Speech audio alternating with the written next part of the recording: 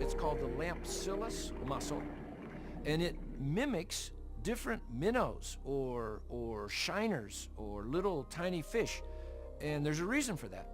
So here you have this little muscle, and it closes up almost all the way, and then it pushes its soft tissue out, and in the soft tissue is it looks like a little minnow. And now some of these are specific to a particular fish. They have to have a particular fish come down to eat that particular minnow. And so there is one that it mimics a little minnow that will attract a bass, like a largemouth bass. And so it's down here, and it'll give jerky little motions, and that seems to attract the bass. And the bass will come down, he'll look at that, and he'll think, that looks like a good lunch. And he'll go and open his mouth to grab that bait that this little muscle has produced. And the split second that he opens his mouth to grab the bait, the muscle opens up and shoots its larvae and eggs up into the mouth of the fish, in this case the bass, and those little things from the muscle will attach to the gills in the bass, and that's where they live as a parasite. Or maybe it's a symbiotic relationship, but they drink the blood from the fish, from the gills, until they get big enough to drop off, and then they grow. Well, now here's some questions. How does a little muscle, like a little clam-like thing, how does it mimic a particular kind of motion, like sometimes jerky motion? Some of them, it looks like they're gulping air. They have a little mouth, it looks like it's gulping air. Others have a different artwork on the body, a different painting, so to speak, so that they mimic a particular type of a little fish. How would evolution explain that?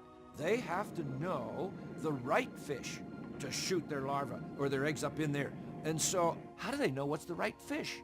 If it has to be, let's say, a largemouth bass, then that is the fish that this little muscle has to find. You don't think of a little thing like that having a very instant action like it needs, because when that fish opens its mouth, and we know how fast a fish will take the bait. When a fish goes to take the bait, it's like, just a quick little thing and it's got it. Well, the very split second that that thing opens its mouth, that other fish, the muscle opens and shoots. So the timing is crucial. It has to have its timing worked out, but you don't think of something like that, of having that kind of an instant reflex. I mean, you think of a clam or something down on the bottom of a stream, and it's just kind of there, kind of opens and closes a little bit, but this is amazing. So let's think about this in terms of evolution for just a minute. First of all, how would it evolve exactly the right little minnow type thing here? How would that happen? And then if somehow it did, how would it know what to do with it? How does evolution explain that? What would be an evolutionary explanation for that kind of a thing?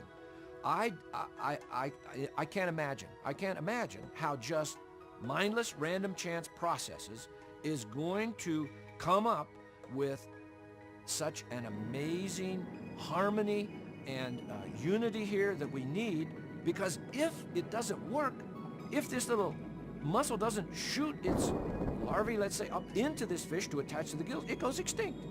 So it has to have happened for the very first one, because that is their reproductive mechanism. And if it didn't happen with the first one, with the right fish at the right time, with the right reflex, and all of that happening all together, it goes extinct. I don't see how evolution can explain that. But it is a bee. It's called the Melipona bee, or the Melipona bee. And this little bee is closely identified with something that all of us have enjoyed from time to time called vanilla.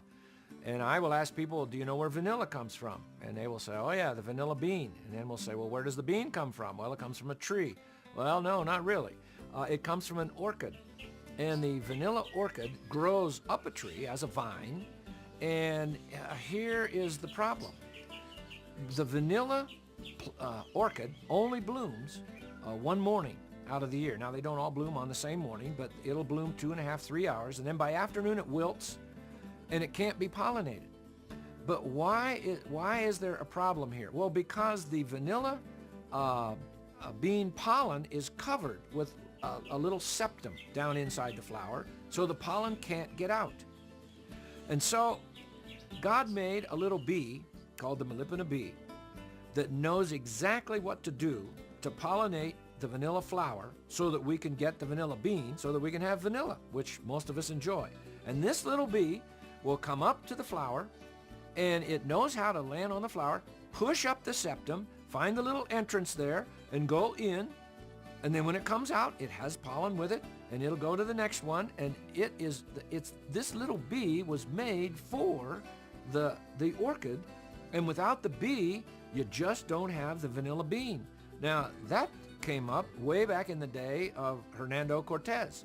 And Cortez, when he came over here, went to Mexico, liked vanilla, took some back with him to Europe, and then for 300 years, they grew vanilla plants. I guess they did it with cuttings because they didn't get any beans.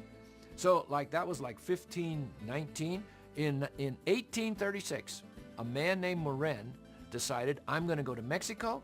I'm going to find out why they get the vanilla bean in Mexico. We don't get the vanilla bean in Europe. So he went to Mexico. He sat down with the vanilla flowers and watched them. And all of a sudden, one day, he hears this bzzz, and he looks, and there's that little Melipona bee. And he saw it land, lift up the septum, find the little entry point, goes in, and I now know why they get vanilla in Mexico and we don't get it. And so here comes artificial pollination.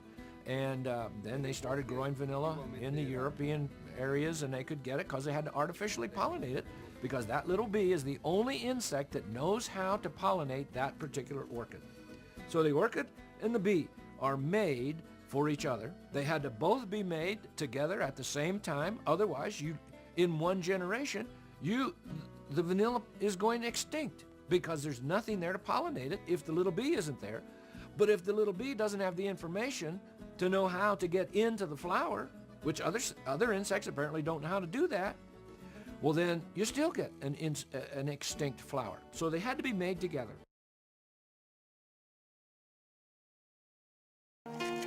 These parrotfish play their part in a complex symbiotic relationship where many different forms of life all help to keep each other alive.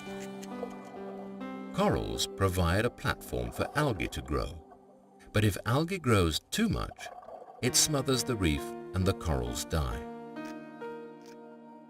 The parrotfish provides an invaluable service to the coral reef by consuming the algae. He does this with a strong beak perfectly made just for scraping the corals. Unfortunately, he sometimes bites off pieces of the coral whilst feeding, which he later excretes as sand. The cycle doesn't stop there. An army of sea cucumbers and crustaceans then clean the sand, looking for small particles of food. Corals and sea fans also clean the water, which is vital for all aquatic life to survive. Scientists used to think that parrotfish were destroying the reef. But recent studies now prove that when parrotfish are prevented from feeding on an area of reef, the reef is quickly covered by algae and dies. But their symbiotic relationship with the corals raises serious questions about the origins of life and calls into doubt the traditional evolutionary model taught today. Coral reefs and coral reef fish cannot survive without each other. And if they can't now, did they ever? The logical conclusion is that they have always lived together. With our modern understanding of DNA, the changes that evolutionists require are wishful thinking, and symbiotic relationships seriously question the idea that different forms of life evolved at different times.